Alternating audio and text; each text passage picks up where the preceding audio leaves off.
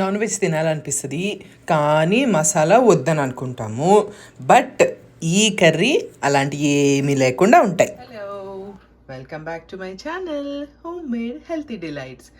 ఈరోజు special recipe అదేంటంటే ఎండి నెత్తళ్ళ కూర అనమాట. ఈ ఎండి నెత్తళ్ళ కూర చేయడానికి నేను వీటిని కొంచెం ఒక 15-20 మినిట్స్ వాటర్లో వేసి నానబెట్టేసుకుంటాను. దానికి ఒక పెద్ద ఉల్లిపాయ, టొమాటో, ఇది కంప్లీట్లీ ఆప్షనల్, అండ్ చింతపండు పులుసు.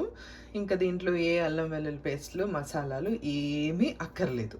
సో నౌ మనం డైరెక్ట్గా ఇవి చాప్ చేసేసుకొని ప్రాసెస్లోకి వెళ్ళిపోతాం. చూద్దామా?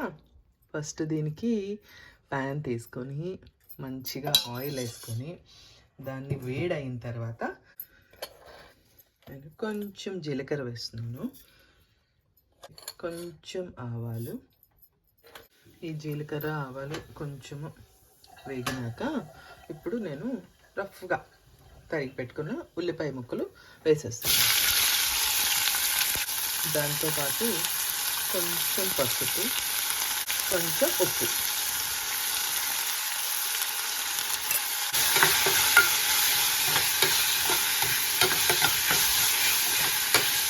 వాటితో పాటు కొన్ని పచ్చిమిరపకాయలు.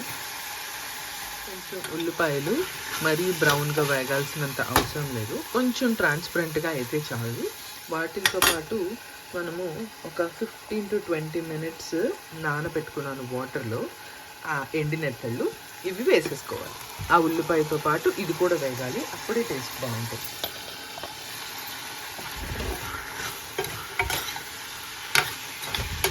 ఇవి ఇలా వేగుతూ ఉంటాయి. మనము దీనికి కావాల్సినది ఒక టొమాటో ఆప్షనల్, వేసుకోవాలనుకుంటే వేసుకోండి, లేదు అంటే చిన్న నిమ్మకాయ సైజ్ అంతా చింతపండు నానబెట్టుకొని ఆ పులుసుని దీంట్లో వేసేసుకోండి. ఈలోపు నేను కొంచెము ఇది ఉడుకుతూ ఉంటుంది, గుడ్లు పొట్లు తీస్తూ ఉంటాను. చిన్న టొమాటో తీసుకున్నాను, దాన్ని ఇలాగా రఫ్గా చాప్ చేశాను. దీన్ని బాగా ఇప్పుడు టొమాటో ఇంకా ఉల్లిపాయ కొంచెం బాగా మగ్గనిద్దాము. మూత పెట్టే కొంచెం సేపు సాఫ్ట్ అవుతాయి, అప్పుడు చింతపండు పులుసు పోస్తాం. ఒక 10 మినిట్స్ నేను దీన్ని సిమ్లో ఉడకనిచ్చాను. ఇప్పుడు ఒక్కసారి మనం ఓపెన్ చేసి చూద్దాము. చూసినాక ఏం చేయాలంటే, ముందు చింతపండు పులుసు చిన్న లెమన్ సైజ్ అంతే, ఎక్కువ కాదు. కొంచెం కారము, పచ్చిమిరపకాయలు కూడా ఉన్నాయి, గుర్తుపెట్టుకోండి. కొంచెం కారము వేసేసి దీన్ని బాగా ఉడకనిద్దాం. ఉడకనిచ్చి మనము ఆల్రెడీ ఉడకబెట్టుకున్న గుడ్లు ఉంటాయి కదా, అవి ఇలా చిన్న చిన్నగా ఘాట్లు పెట్టుకొని దీన్ని ఫ్రై చేసుకోవచ్చు గుడ్డుని, లేదు అంటే ఇలాగా కూడా వేసేసుకోవచ్చు.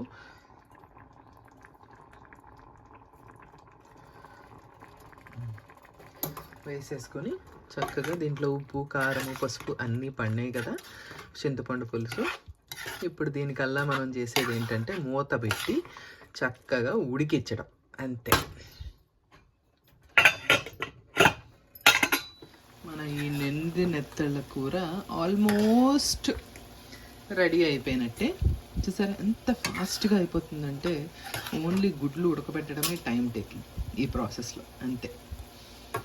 చాలా ఫాస్ట్గా అయిపోతుంది. ఇప్పుడు కొంచెం ఉప్పు, కారము ఏమైనా సరిపోకపోతే సెట్ చేసుకొని చూసుకోండి. కొంచెం కొత్తిమీర వేసుకొని దింపేయడమే. మన ఎండి నెత్తళ్ళు కోడిగుడ్ల కూర రెడీ అయిపోయింది. చాలా మంచి కాంబినేషన్. ట్రై చేయండి. కోడిగుడ్లు ఎండి నెత్తళ్ళ కూర రెడీ అయిపోయింది. వేడి వేడి అన్నంతో ఈ కూర చాలా చాలా బాగుంటుంది. ట్రై చేయండి. ట్రై చేసి లెట్ మీ నో.